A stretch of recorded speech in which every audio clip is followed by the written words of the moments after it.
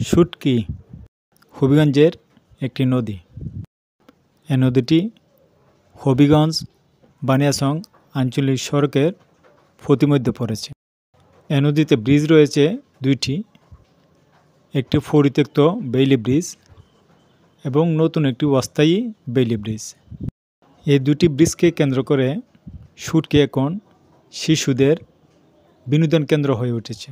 শিশুরা পায়ে হেঁটে অথবা সাইকেলে দলবদ্ধভাবে শুটকি আসে।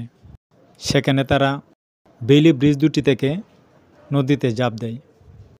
তারা কোনো সময় ব্রিজের নিচের অংশ থেকে, আবার কোনো সময় রেলিং বেয়ে উপরে উঠে নদীতে লাফ দেয়।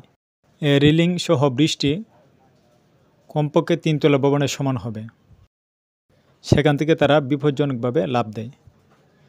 যদিও তারা বিনোদনের জন্য লাফ দেয়, তবে এতে করে যে কোনো সময় দুর্ঘটনার আশঙ্কা রয়েছে। লাফ দেওয়ার সময় একটু ভুল হলেই পেটে যেতে পারে বুক, অথবা একজন যদি ভুলবশত আরেকজনের উপরে লাফ দিয়ে পড়ে, তাহলে বড় ধরনের দুর্ঘটনার আশঙ্কা রয়েছে। সংশ্লিষ্ট কর্তৃপক্ষকে বিষয়টির প্রতি নজর দেওয়ার জন্য অনুরোধ করা যাচ্ছে।